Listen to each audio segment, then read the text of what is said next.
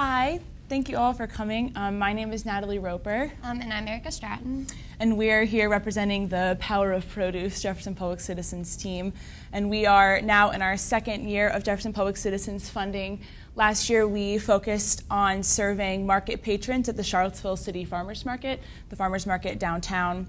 And the results of this survey last year showed that the Charlottesville City Market is not truly representative of the Charlottesville community. It's really limited in how it can serve especially low-income families. And the goal of this year's project was to increase access to the farmers market. How can we get new families to come to the farmers market and make it a welcoming space for everyone? After having meetings with our community partners and focus groups with Charlottesville community members, we realized that children have a large influence on their parents' purchasing choices.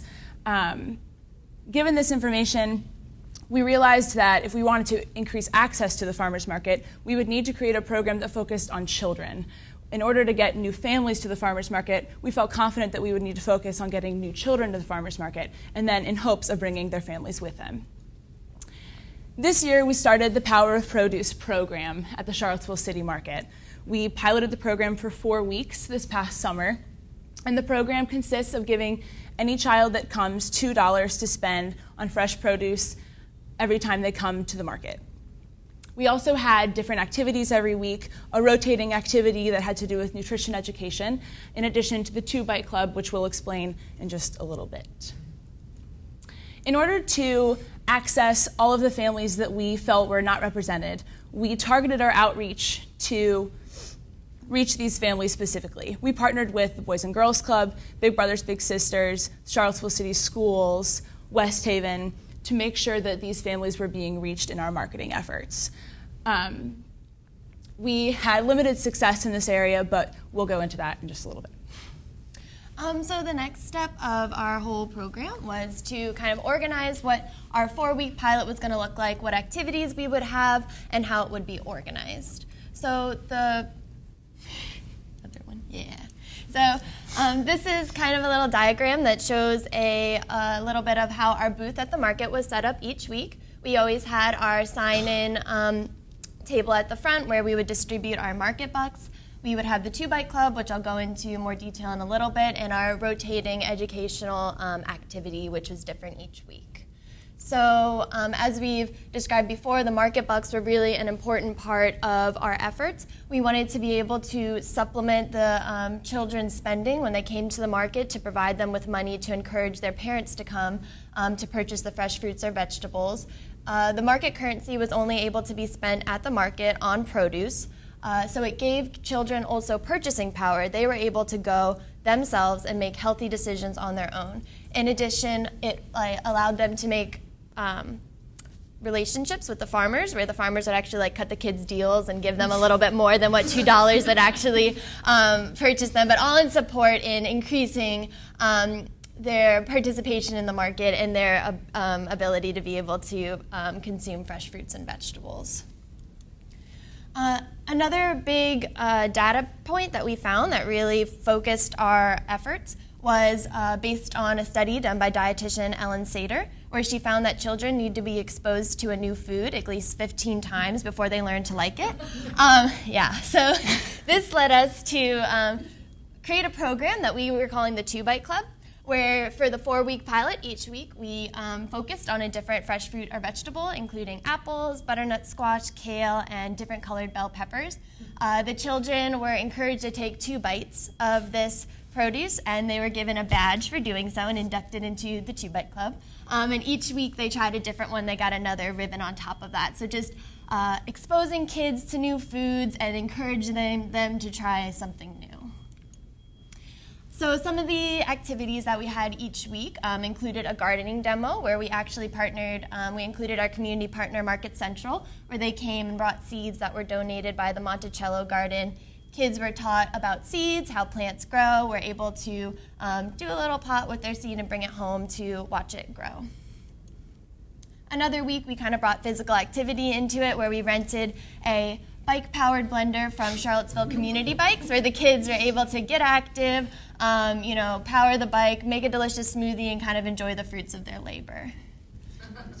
And then another week, we partnered with a vendor at the market, Greenies, who brought food over, did a cooking demonstration, allowed kids to get hand-on experience with preparing foods and kind of trying what they were making. So again, encouraging them to try different things and getting them involved in food preparation.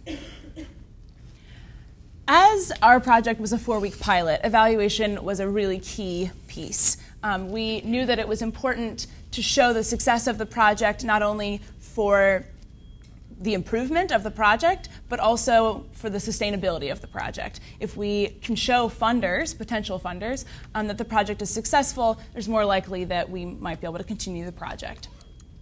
We created this POP Passport that we called it. This is one page from that. It was a booklet that we had a page per week, as you can see.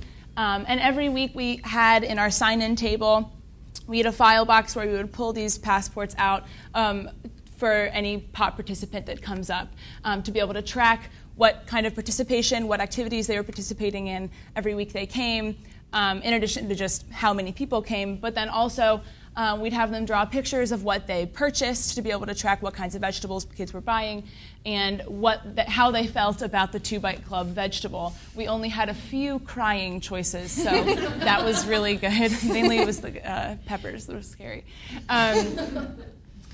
So our goal was to be able to create something that was not only a great data collection tool, but was fun for the kids. And it was enjoyable for the kids to sit down and color. It was helpful for the parents to have that time where their kids are sitting and coloring while they can shop. So it ended up being a really great tool.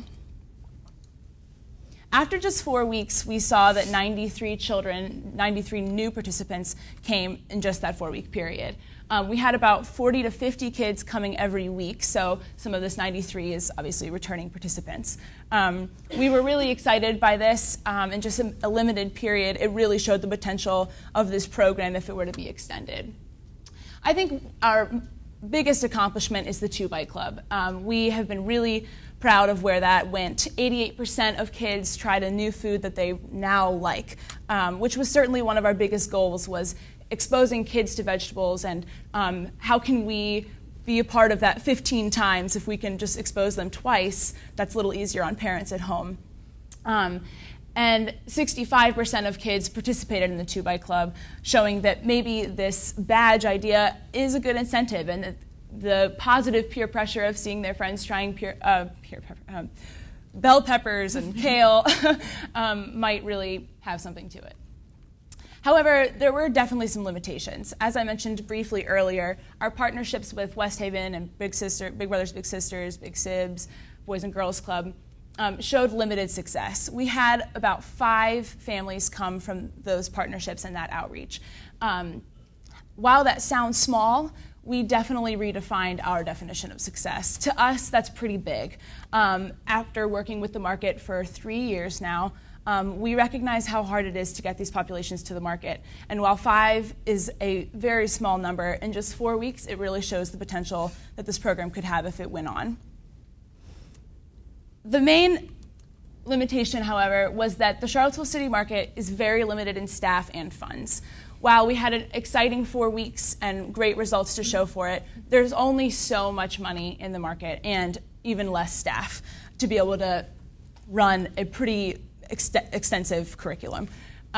We were at first really frustrated by this. However, we were then invited to present at a webinar for the Farmers Market Coalition, which is a national nonprofit dedicated to strengthening farmers markets. And after we presented on this webinar, we started getting requests from all over the country for our resources, for technical assistance help, just our lessons learned, our evaluation tools, and we realized we might have a larger role than we realized.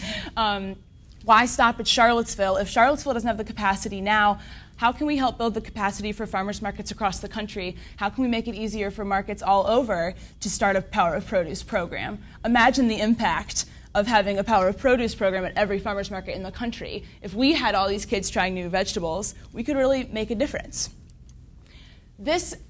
We've really now turned our focus to growing this national POP movement.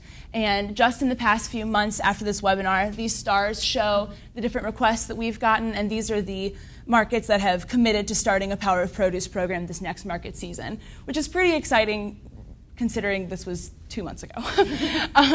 So now our efforts are focusing on creating the Power of Produce website, hoping to launch within the next few weeks, so that we can house all of our resources on that as opposed to emailing them out individually. We can track who's using these resources, how they're collecting data, and really start to get best practices.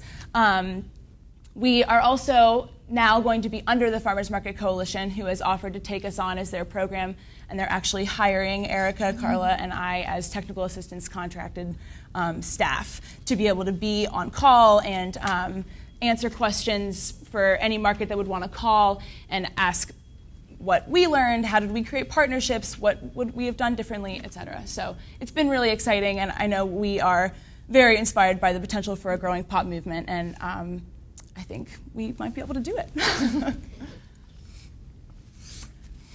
That's it.